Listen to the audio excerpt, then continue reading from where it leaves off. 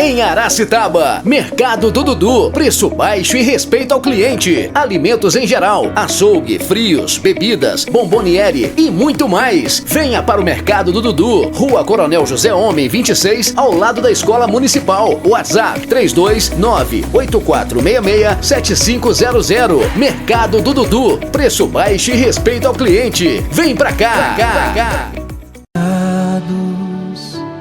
E campinas verdejantes eu vou. É o Senhor que me leva a descansar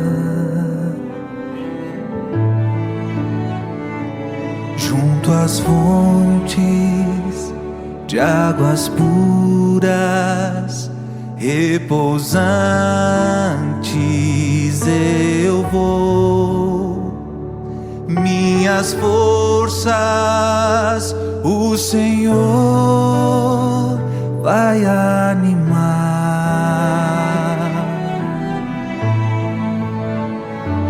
Tu és, Senhor, o meu Pai. Boa tarde, meu amigo ouvinte, boa tarde, minha amiga. Estamos começando mais uma sessão do nosso programa Papo de Fé com o Padre Ivani Pedrosa. Está aqui comigo agora. Boa tarde, Reginaldo. Boa tarde, Matheus. Boa tarde, Henri. Boa tarde, Padre Ivani. Boa tarde, Matheus. Boa tarde, Reginaldo. Boa tarde, Henri. Quero agradecer a todos que nos ouvem através da rádio Bela Vista. Eu tenho acompanhado, muitas pessoas estão assim ouvindo o programa Papo de Fé, a quem quero agradecer a todos que nos acompanham aí. Muitas pessoas têm nos falado aí sobre o programa, parado conosco na rua, então agradecer de fato a oportunidade para podermos conversar sobre a fé, né? E que Deus nos abençoe e continue nos abençoando. Então, a todas as pessoas, meu muito obrigado, viu? Padre, como foi a semana do senhor? Graças a Deus foi boa. Nós tivemos as confissões nas cidades, né? Em Umbanque da Câmara, em Santos Dumont, nas 4 paróquias e aqui em Aracitaba. Foi um tempo de graça, de reconciliação com Deus. As pessoas procuraram o sacramento da confissão para prepararem assim para a Páscoa. Muito bom. Durante a semana, Padre, várias pessoas mandaram as perguntas, né, as dúvidas para a gente. E gostaria de saber do senhor se a gente já pode começar com a nossa primeira pergunta. Vamos rezar, né? Vinde, Espírito Santo, enchei os corações dos vossos fiéis e acendei neles o fogo do vosso amor. Enviai o vosso Espírito e tudo será criado, e renovareis a face da terra. Oremos, ó Deus, que instruísse os corações dos vossos fiéis com a luz do Espírito Santo, fazei que apreciemos retamente todas as coisas segundo o mesmo Espírito, e gozemos sempre de sua consolação, por Cristo Senhor nosso. Amém. Acho que eu esqueci do nosso momento importante, Padre. Desculpa. Podemos iniciar. Agora vamos começar com a nossa primeira pergunta. Padre, Deus fala com a gente através de sonhos? Fala. Deus nos fala através dos sonhos. Só que nós sabemos que existe a interpretação dos sonhos do ponto de vista psicanalítico, com Freud. Mas eu não estou querendo dizer com relação à psicologia, né? No Novo Testamento, por exemplo, eu quero dar um exemplo aqui de sonhos com José, pai de Jesus. José foi avisado em sonho de que Herodes queria de fato matar a criança, o menino Jesus. Então ele foi avisado e assim ele fugiu com sua mãe, Maria Santíssima, a mãe de Jesus, e com a criança.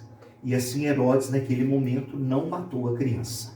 Então os sonhos precisam ser interpretados espiritualmente, religiosamente. Porque uma coisa é você interpretar um sonho do ponto de vista psicanalítico, do ponto de vista da psicologia, que vai te ajudar, inclusive, se você segue uma linha mais psicanalítica, não é?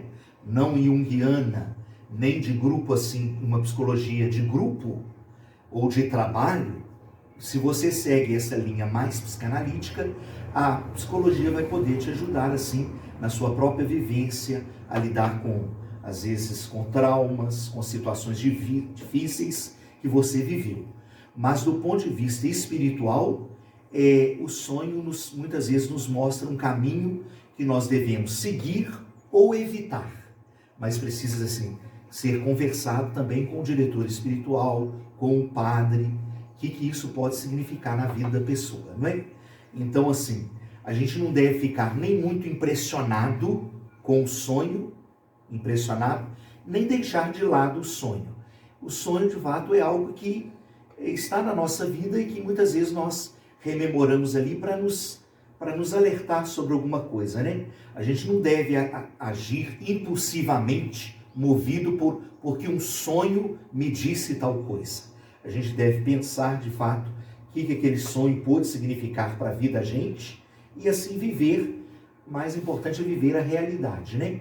Então, que o sonho, de fato, seja, assim, algo que nos ajude na experiência de fé, espiritualmente, e nos ajude também a evitar alguma coisa. Mas o sonho não deve ser, assim, algo que é fatalístico na nossa vida, né? Eu tenho que seguir porque isso o sonho me disse. Não. Que seja interpretado com sabedoria, com discernimento, e assim a gente pode seguir a vida na realidade, naquilo que a realidade nos chama, as realidades nos chamam, né? É muito comum também o sonho, assim, através de animais, por exemplo, sonhar com cobra. As pessoas acham que sonhar com cobra é traição. Eu já acho. tem uma mística, assim. Não é bem assim, né? Não, eu acho que aí já é mais uma associação que a serpente esteve no paraíso e tentou Adão e Eva. Eu acho que aí não é bem nesse sentido, né? O sonho com o animal por causa disso. Eu acho que essa associação, isso aí são as pessoas que já fazem essas associações e muitas vezes elas não têm sentido algum, não é? Várias vezes, se você pesquisar no Google também, por exemplo, sonhar com tem água limpa. interpretadores de sonho. Sonhar com água limpa. Você vai ver, segue tipo como eu posso dizer, uma sequência de várias vezes. Eu acho que é com morte, né? Água limpa é morte? Não lembro. Não sei. Existe algum estudo, existe alguma, por exemplo, esses sinais? Do ponto de vista, como eu disse, do ponto de vista psicanalítico existe, né? Freudiano.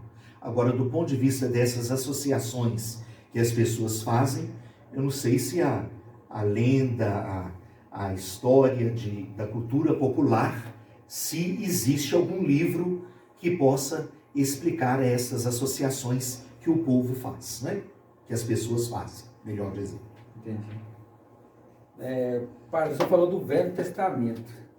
Aí tem um ouvinte nosso aqui que mandou para o senhor aqui, ó. Padre, é pecado não acreditar no Velho Testamento? Muitas igrejas evangélicas usam, a maioria das vezes, o Velho Testamento.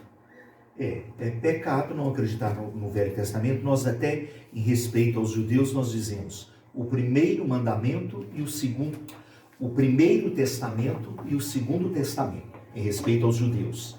Porque eles têm, assim, muita, assim, a orientação da vida deles é muito pelo primeiro testamento. Então, o primeiro testamento nos ajuda, nos dá luzes para compreender muitas situações do Novo Testamento. Ainda que a gente saiba que o centro da espiritualidade cristã e o centro da tradição bíblica cristã é a pessoa de Jesus Cristo. Nós vamos nos orientar pela pessoa de Jesus Cristo. O Antigo Testamento fala, por exemplo, numa moral de olho por olho, não é? Nós não vamos seguir uma moral de olho por olho. Nós vamos seguir a moral que Jesus nos coloca, que Jesus propõe para nós. Como nós vemos lá o livro de Jó, né? O livro de Jó que tem uma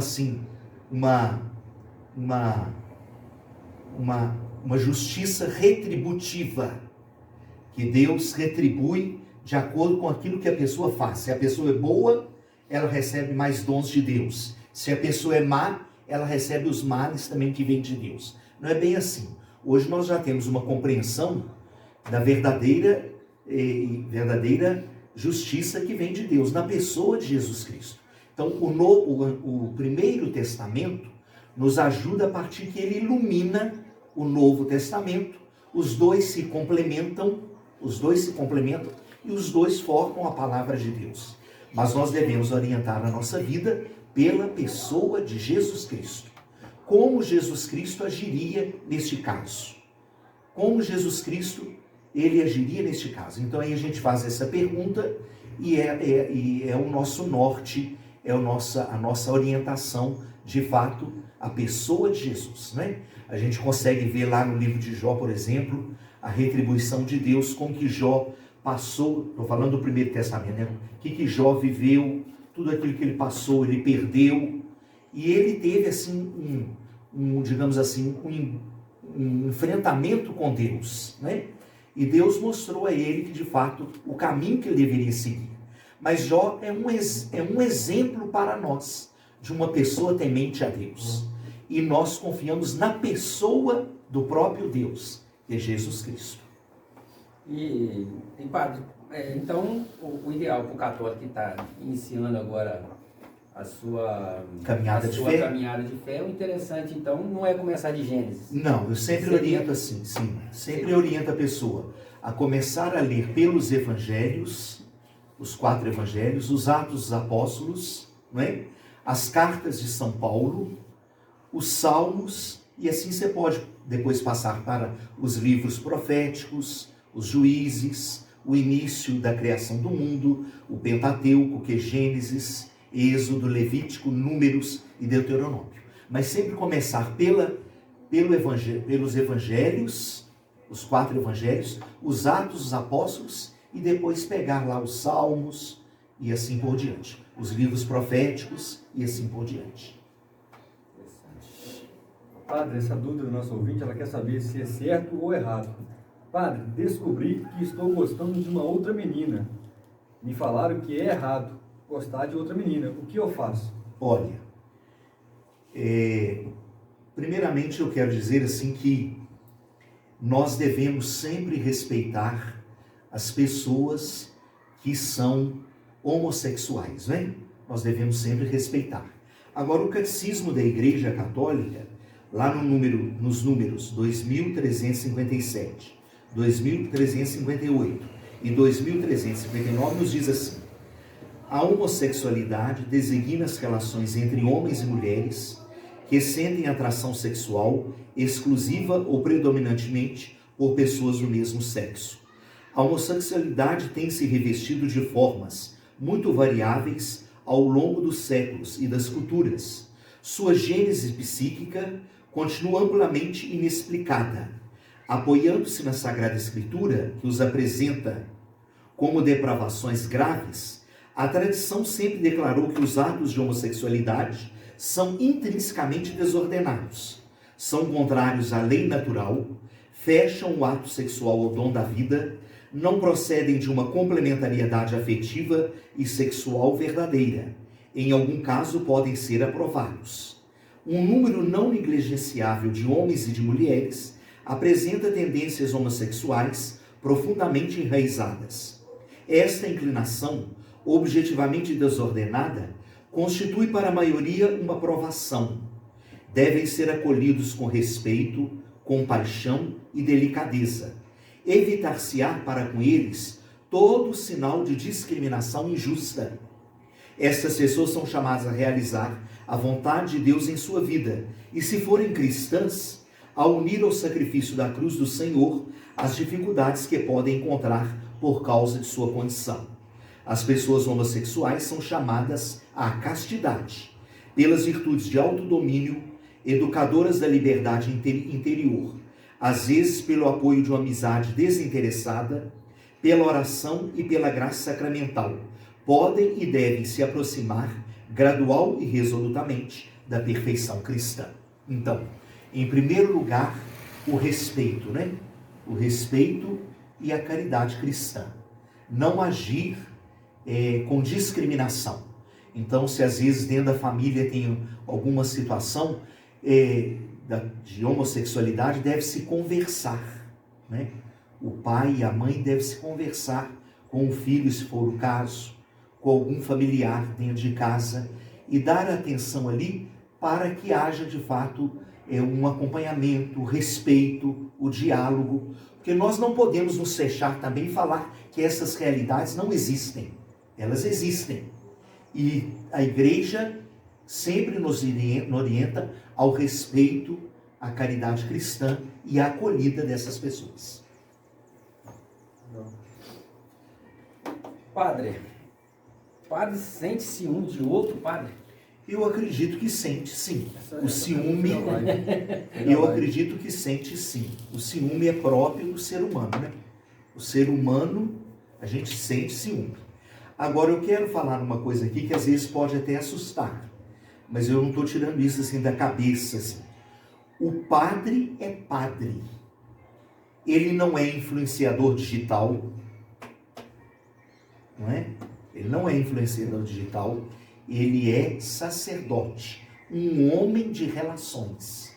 Nós devemos mostrar, ajudar as pessoas a encontrarem o caminho de Deus, em primeiro lugar, o caminho de Deus, o caminho da comunidade cristã, de participação na comunidade, na paróquia, na igreja, e ajudar as pessoas, assim, de fato, a se relacionarem bem. Porque nós somos pessoas do encontro, gente.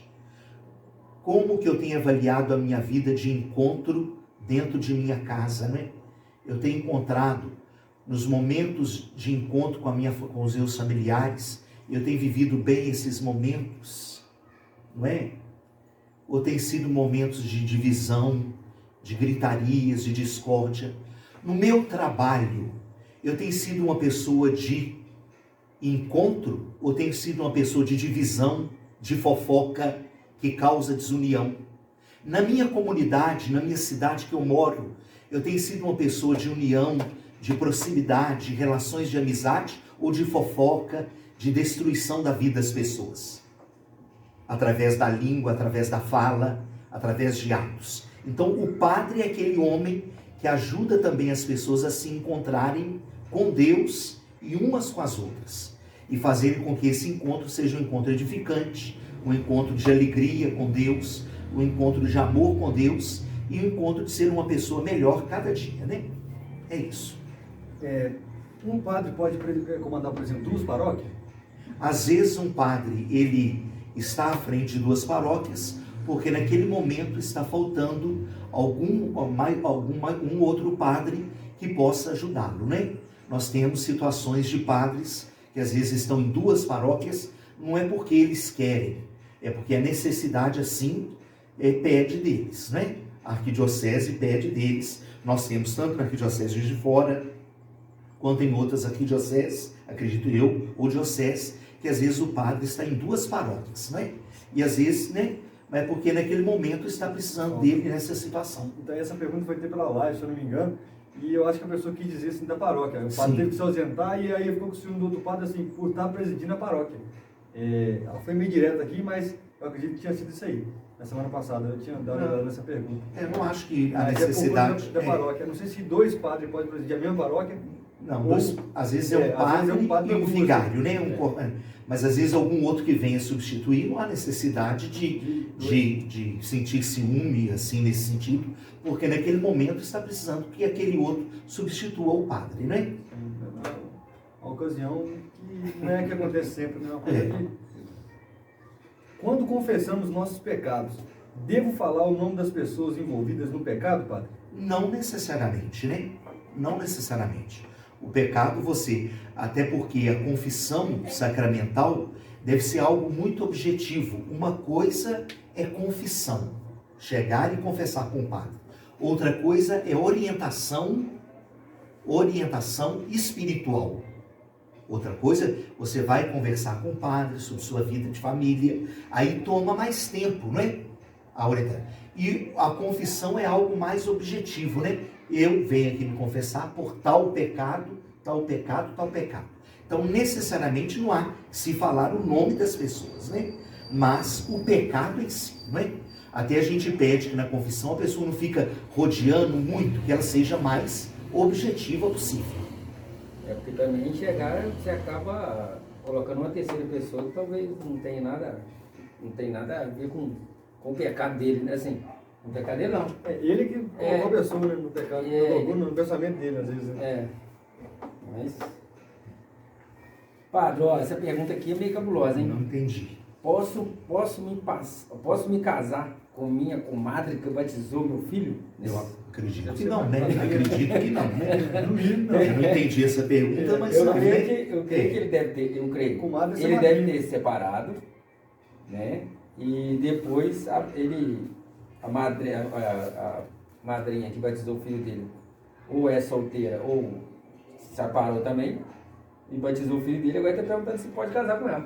Eu acho que não, né? Pode respeito. Não, questão de consideração nenhuma. Aqui o ouvinte pediu, a gente pega. Mas tem que matar. Padre, quero ser ministro da palavra. Qual o caminho devo seguir? Procurar o sacerdote da paróquia, não é? Primeira coisa, procurar. Depois falar do desejo de ser ministro da palavra. E a gente vai encaminhar para uma formação assim, não muito longa, uma formação que possa ter, assim, o contato com os livros da palavra de Deus, os livros da Sagrada Escritura, os ensinamentos da igreja, e assim a gente vai poder encaminhar a pessoa para que ela seja ministra da palavra, né? A gente vai consultar algumas outras pessoas da comunidade, e assim, se ela estiver apta, ela poderá ser um ministro ou ministra da palavra na comunidade. Padre, depois que o padre aposenta e fica mais idoso e morre, onde ele é enterrado? Ou se ele morre, por exemplo, estando ainda na igreja, o que aconteceu, acho que ano passado, início desse ano. Que o padre morreu. Ele é enterrado. Tem coisas que enterram na igreja, tem padres que são enterrados na igreja, não? Tem. E tem padres que são enterrados? Sim. Por exemplo, quando um padre fica muito tempo numa paróquia, até o prazo o padre ficar muito tempo numa paróquia é de 6 anos, 5 a 6 anos. Mas você pode observar que tem certos padres que eles ficaram mais de 50 anos numa paróquia, 30 anos, eles estão mais de 30 anos lá. Eles são do antigo Código Canônico, antes do Código Canônico de 1983, que foi reformulado. Eles têm muitos anos que eles estão lá. Às vezes foi ele que construiu a igreja no local. Existia uma capela e ele construiu uma igreja. Assim ele é enterrado dentro da igreja. Mas a maioria dos padres são enterrados no cemitério com os outros fiéis, né? Enterrado no cemitério. O padre é enterrado no cemitério, seja da cidade natal dele, ou às vezes de alguma última paróquia onde ele está trabalhando, né? Se ele falece ali, ele pode ser sepultado também no cemitério da paróquia da cidade onde ele trabalha. Mas geralmente os padres, a maioria dos padres, são enterrados no cemitério onde as pessoas são enterradas, um túmulo da família, no caso, né? Dos pais, dos irmãos e assim por diante. Tem uma história que acho que o Barão foi enterrado aqui na nossa igreja. Sim. É isso mesmo, né? Sim. Barão de Montes Claros, Isso, né? foi enterrado aqui na nossa igreja. Então é verdade. É verdade.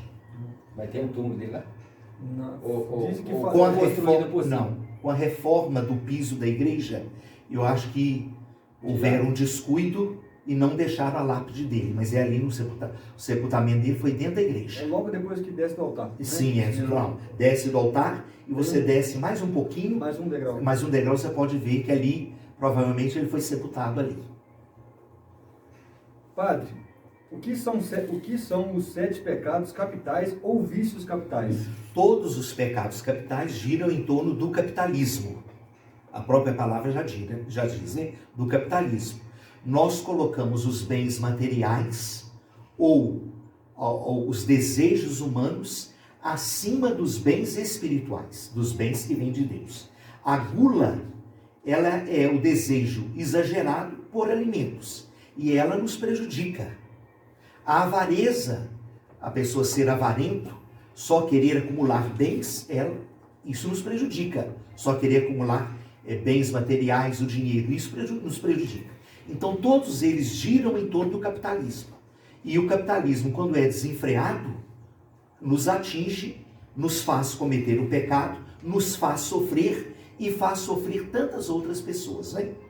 A preguiça, por exemplo, a preguiça incomoda, porque a preguiça deixa o homem lento, deixa o homem sem iniciativa, e assim todos os outros mandamentos, todos os outros pecados capitais que de fato assim não nos ajudam a viver aquilo que Deus nos pede, que é uma vida espiritual sadia, uma vida espiritual melhor, não é? Padre, sempre que vou na missa, eu observo que as pessoas mais idosas se ajoelham logo no início, quando chegam ali, né? E ficam em oração. Já os jovens de hoje não têm esse costume. Qual que é o certo? Ou esse costume foi esquecido nessa prática? Não. A gente vê que às vezes certas pessoas mais de idade chegam à igreja, elas se ajoelham por uma questão de hábito, né? Hábito. Porque a gente pode olhar que antes do Concílio Vaticano II, 1964, a missa era em latim. Então as pessoas ficavam muitas vezes ajoelhadas ou em pé, rezando o terço. Muitas vezes não prestavam atenção na missa. Mas assim, algumas pessoas prestavam atenção, outras não. Outras não prestavam, então elas começavam a rezar o terço. Muitas ficam ajoelhadas por esse costume, por esse hábito, né? Chegam primeiro dentro da igreja, ajoelha, que é um sinal de fé, de respeito, depois levantam para iniciar a Santa Missa. Mas a gente não pode esquecer que antes de 1964, a liturgia da missa era em latim. Então algumas pessoas tinham muita dificuldade de entender a missa, de seguir a missa, de acompanhar, de responder à missa. Então depois de 1964, em cada país se reza a missa na língua vernácula, na língua própria do povo. Então assim, hoje a gente vê a participação do povo na missa. Não é o sacerdote que celebra a missa sozinho. Ele celebra a missa com o povo, que o povo responde. Então, eu sei que eu fugi um pouquinho a pergunta, mas às vezes as pessoas idosas chegam mais à igreja mais cedo, se ajoelham para fazer as orações pessoais ali antes da Santa Missa, não é? E a missa e a igreja é um lugar assim de silêncio, né? A gente não deve chegar dentro da igreja, começar a conversar e tudo. É um ambiente de silêncio que a gente vai acompanhar a missa, não é? Então, às vezes se ajoelham por uma questão de hábito, porque vão rezar as suas orações pessoais, não é? Todo padre sabe fazer rezar em latim? Não sabe não. Porque depois de 1964... Não foi mais obrigado? Não, em alguns seminários continuou a disciplina da língua latina, o estudo da língua latina. Em outros seminários não teve mais só o básico da língua latina. Mas alguns padres sabem rezar a missa em latim corretamente. Inclusive, se você quiser acompanhar uma missa em latim, acompanhar, ir à missa, participar de uma missa em latim, é possível ir. Eu, por exemplo, eu não sei rezar a missa em latim. Mas se alguma pessoa quiser acompanhar, tem como. Eu já ia perguntar para o senhor. Eu não sei. Em Juiz de Fora tem uma missa que alguns trechos é em latim. Eu já fui. Sim, já foi? Lá no São Pedro. São Pedro, pois Alguns trechos da missa é em latim. Pois é. Uma pergunta agora, duas perguntas minhas, padre, rapidinho. Padre, quero fazer parte do texto dos homens, o que fazer? Já serve para todos os ouvintes agora também. Olha, é só assim, você procurar a igreja, né? O terço dos homens é toda quarta-feira, a partir das 18 horas, na igreja Santo Antônio, e ali você vai aprender também rezar o terço, vai poder acompanhar, se você ainda não sabe rezar o terço, e participar de fato do terço, que é uma oração devocional importante, uma oração que nos liga a Jesus, o Filho de Deus, ao próprio Senhor da história, Jesus Cristo, e a Nossa Senhora. Nos liga a Maria Santíssima. Toda quarta? Toda quarta, a partir das 6 horas da tarde. Inclusive, a gente estava querendo ver se conseguia um dia desses para a gente fazer aqui na rádio, que aí o pessoal que está em casa, que não consegue ir, está ouvindo e rezando o quê? Grupo jovem. Falou agora com ele. Missão para o grupo jovem, padre. Pronto, o grupo de jovens já ouviu. Quantos padrinhos uma criança pode ter no batismo? E o adulto pode ter padrinhos também? Pode sim. Um padrinho de batismo, uma madrinha de batismo. Um padrinho, uma madrinha de consagração. E às vezes a pessoa escolhe, como meu casal, um padrinho de consagração. Mas necessário mesmo é o padrinho de batismo, a madrinha de batismo e a madrinha de consagração. Padre, é verdade que o sacerdote ele fica feliz quando a igreja está cheia e fica chateado quando a igreja está um pouco vazia? Porque assim, deixa eu te falar uma coisa que vocês podem acreditar, mas isso influencia. Depois do Covid-19, tem certas pessoas que acostumaram ouvir a missa na televisão e ainda não retomaram para a igreja. Verdade. Pode acreditar. Verdade. Não retomaram ainda para a igreja. Então é necessário de uma conscientização de novo de que a participação na comunidade, na igreja é importante, todos os domingos. Às vezes a pessoa diz, opa, durante a semana não é possível ir à missa, mas aos domingos eu não falto da missa. Então é importante você participar das missas aos domingos. Mas muitas pessoas ainda, não depois do Covid-19, não retomaram ainda para a comunidade. E aqui mesmo em Aracitaba a gente sente falta dessas pessoas na igreja. A gente fala, mas o que está acontecendo, né? Então essas pessoas precisam retomar de novo a participação na comunidade. E a igreja, quando está cheia, a gente fica feliz, sim. Não é? A gente fica, não é? Qualquer coisa. Não é? A participação do povo, a participação na comunidade, na paróquia, né? A gente fica feliz, com certeza. Padre, o que é genuflexão e quando devo fazer? Olha, a genuflexão é você ajoelhar diante de Jesus sacramentado, não é? Ou na Capela do Santíssimo, quando você vai rezar ali na igreja, na Capela do Santíssimo, ou durante a consagração do corpo e sangue de Jesus na missa, dentro da missa. Mas às vezes a pessoa vai dizer assim, padre, eu não posso me ajoelhar. Então você pode ficar em pé. A genuflexão é a atitude de adoração a Deus. Nós nos ajoelhamos diante de Deus. Ao nome de Jesus, todo joelho se dobre no céu, na terra e nos infernos. E toda língua proclame que Jesus é o Senhor, não é? Eu não estou tirando isso só da palavra de Deus da boca para fora. No momento de, às vezes, de algum pedido que você vai fazer a Deus, você ajoelha diante de Deus para os seus filhos, numa oração que você faz na sua casa.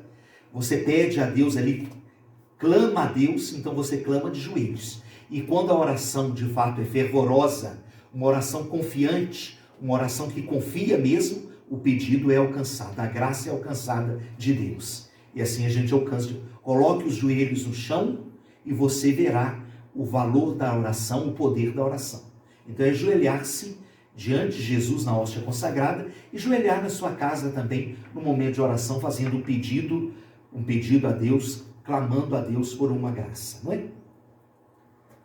Padre, eu posso levar um vidrinho com água benta para todo lugar e onde eu for?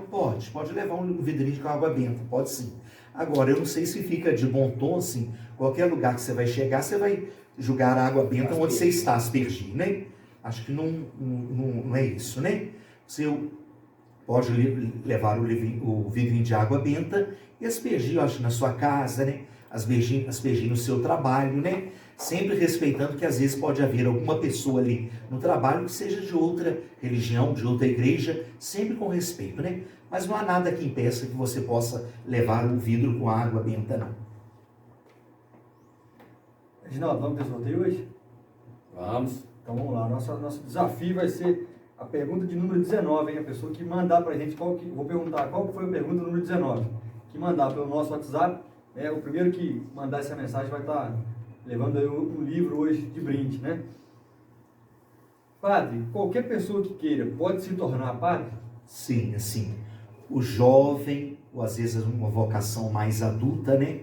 Ele precisa fazer uma experiência, primeiro, de acompanhamento durante um ano, que se chama DIVES, Discernimento Vocacional, no Seminário Santo Antônio Juiz de Fora, e assim, a partir daquele ano que ele fez aquela experiência, naqueles encontros, se ele for aprovado, ele pode iniciar assim a caminhada vocacional no seminário, seja fazendo o curso de filosofia e também o curso de teologia. Então, todo jovem que se interessar, procurar o sacerdote de sua paróquia e ele vai encaminhá-lo para os encontros do DIVES, Discernimento Vocacional, no Seminário Santo Antônio, que acontece durante um ano todo. só para quem está acompanhando, essa pergunta de número 15º, a 19ª pergunta vai estar valendo aí um livro para a pessoa que mandar para a gente aí no nosso WhatsApp. A gente vai estar avisando aí. 984906728. Padre, qual a diferença entre Eucaristia e comunhão? Não tem diferença, né? A Santa Missa é Eucaristia, é Eucaristia. Nós participamos da Eucaristia. E na hora da comunhão, a pessoa recebe a hóstia consagrada, que é o próprio Jesus. São palavras sinônimas que nós usamos, né? A Eucaristia é a Santa Missa e a comunhão é o corpo de Cristo que nós recebemos. Essa pergunta acho que já foi feita, mas vamos lá. Padre, eu posso colocar imagens de algum santo ou santa dentro da parede de uma casa quando está sendo construída? Pode sim, pode colocar uma imagem, seja no alto, ou algum local de sua casa, seja de uma construção, isso nada impede, não. Eu não entendi se ela é, por exemplo, à vista, né? É preferível que seja à vista, à vista, né? À vista das pessoas, né? Padre, o que é dízimo? Os católicos devem pagar 10% de sua renda mensal em forma de dízimo? Olha, o dízimo é 10% de tudo que você recebe. O primeiro fruto do seu trabalho, você entrega como dízimo. Então, eu estou dizendo, é 10%. Nós, católicos, nós falamos nas nossas comunidades, né? Nós falamos assim, não, você doa o dízimo dentro das suas possibilidades. Mas, biblicamente dizendo, o dízimo é 10%. Do salário? De tudo aquilo que você ganha. De tudo que você ganha durante o mês. Fez um extra no mês? De tudo que você ganha. Um décimo da parte para Deus. É bíblico. A nós católicos nós falamos, né? Seja consciente do seu dízimo, né? Porque nós aqui, você vê aqui na nossa paróquia, nós temos, graças a Deus, 3 colaboradores, né? Nós temos uma colaboradora na secretaria, uma colaboradora na casa paroquial e uma colaboradora na igreja, para a limpeza da igreja. E nós temos, assim, de fato, as nossas necessidades pastorais, que é evangelização, gasolina, vela, hóstias, vinho, luz, água, telefone. Então, seja consciente no seu dízimo. Às vezes a pessoa não é muito consciente. Com todo respeito, eu não vou falar valor aqui, mas às vezes dá um valor ali que não dá nem para 5 pães durante o mês. Imagina uma coisa, comprar 5 pães durante o dia. Às vezes a gente pergunta, quanto que são 5 pães? É 3 e tanto. A pessoa não dá nem o valor de 5 pães. Então, for comprar na padaria. Então, que a pessoa seja consciente do seu dízimo. Porque é o dízimo das pessoas que mantêm a comunidade. Se você vê aqui na nossa paróquia, nós não temos aluguéis, nós não temos nenhuma renda extra, nós temos a festa São Sebastião, que as pessoas ajudam, que nos dá uma margem da gente trabalhar assim durante o ano, com um pouquinho de margem. Mas o que sustenta a paróquia mesmo, graças a Deus, são os nossos dizimistas, que são fiéis a Deus em primeiro lugar, não é ao padre, que são fiéis à igreja e que ajudam de fato na evangelização, que ajudam na divulgação da palavra de Deus e no sustento da comunidade cristã. Porque o dízimo tem a dimensão social, a dimensão espiritual, a dimensão eclesial, não é? A igreja é isenta de energia elétrica ou não? Não. Tem que pagar. De todas as capelas, nós pagamos energia de todas as capelas. De todas as igrejas. E para completar, padre, aí, por exemplo, a igreja, ela recebe o dízimo. Ela tem que dar o dízimo para a Cúria, vai para a Cúria Metropolitana, 10%. Sim, 10% vai para o seminário, para a formação dos padres, 5% vai para a Cúria Metropolitana, onde fica a organização do bispo, e 1% para a ajuda dos padres idosos e doentes. Então, realmente... Padre paga dízimo também ou o padre claro, paga o dízimo? Claro, com certeza. A gente não fala paga, né? Contribui com o dízimo. Com certeza nós somos dizimistas também. Até tem padre que faz voto de pobreza. Aí ele não tem salário, não tem nada. Mas tudo que ele ganha, ele já vai para... Deixa eu explicar. O religioso, ele faz voto de pobreza. Mas a congregação religiosa o mantém. Por exemplo, geralmente os religiosos, eles têm um colégio muito bom, ou um asilo. Os jesuítas, por exemplo, eles têm um colégio, não é? Então, ali mesmo que seja administrado por leigos, assim, um valor ali do colégio ajuda na manutenção dos padres. Entendeu, né? Pergunta então de a 19ª, né? Então já valendo aí um livro. Padre, o que é um vigário e o que ele faz? Vigário, a própria palavra já indica, né? Vigário é aquele que está junto do pároco. O pároco é aquele que está à frente da comunidade. E às vezes existe o vigário. Por exemplo, a Catedral Metropolitana de Juiz de Fora, Santo Antônio, tem o pároco e tem os vigários, que são sacerdotes que o auxiliam na paróquia. São sacerdotes que o auxiliam dentro da paróquia, né? São outros sacerdotes que estão junto com o pároco. Só para falar sobre o livro aqui, é o livro O Domingo com Jesus. É um livro para criança. Hoje a gente quis atender as crianças, então O Domingo com Jesus, e tem a história, um pouco da história de Jesus, e também tem algumas brincadeiras para a criança estar colorindo, estar se divertindo aí com esse livro aí. Muito bom. Para ser sorteado aí. Basta mandar pra gente alguma mensagem agora que eu vou estar anunciando ao vivo o ganhador. Mas enquanto isso, vamos aí para a próxima pergunta. Padre, pode casar só no civil ou tem que casar no religioso também? Olha, antigamente precisava, assim, a pessoa ter casado no civil para casar no religioso. Hoje a pessoa pode casar só no religioso, que assim é aceitável como assim parte no cartório e assim por diante, né? Então antes tinha que casar no civil, necessariamente. Hoje a pessoa pode casar só no religioso, que é contado assim do ponto de vista dessa burocracia aí do governo, é contado como válido, não é? Não sei se você fez a pergunta, se eu respondi. É mais ou menos assim. É porque assim, geralmente a igreja ela procura saber se aquela pessoa já foi casada, ou eles vão confiar naquilo que a palavra, no que a pessoa fala. Não, confia naquilo que a palavra, que a pessoa diz. Mas geralmente, por exemplo, talvez a pessoa a paróquia, aqui, ninguém conhece, a paróquia é bom que a paróquia bom que sim, não, aí tem, quando a pessoa procura o casamento religioso, aí não, assim que ela vai fazer a entrevista com o padre, eles colocam a mão sobre a palavra de Deus, a Bíblia, dizendo que nunca foi casado no religioso. É a primeira vez que eles estão casando. Então, se ele já está querendo casar e já está mentindo... Não pode, é nesse sentido? Você perguntou? Não, eles fazem um juramento antes. Existe um compromisso de fé que eles assinam, que eles nunca foram casados, né? Acho que antes fazia uma pesquisa, que acho que tem... Não sei se alguma coisa assim. Não sei se você está dizendo assim, que a pastoral familiar pode procurar numa cidade, por exemplo, aqueles casais que às vezes estão vivendo já e querem se casar no religioso, né? Sim. Que às vezes não são casados ainda. Mas não precisa ser no civil. Não precisa casar no civil, pode casar no religioso. Antigamente casar no civil, não é? Não, eu fiz pensando nessa coisa aqui, que pode ser que tenha alguém que queira até... Eu creio que não. Não, mas o sacerdote pergunta, já foi casado no civil? Já foi casado no religioso? Pergunta. Sim. Aí a pessoa tem que dizer, não é? Sim. Acho que sim. Acho que respondeu a pergunta do ouvinte. Já temos o nosso primeiro ganhador, o único ganhador, né? Foi o primeiro a mandar mensagem, na verdade, né? Teve mais pessoas aqui que mandou, mas parabéns ao Gian de Oliveira Fortes, né? Ganhou o nosso sorteio, ganhou o livro livro vai estar aqui guardadinho aqui na rádio, tá bom? Pode passar aqui e retirar com a gente. E encerramos nossas perguntas, né?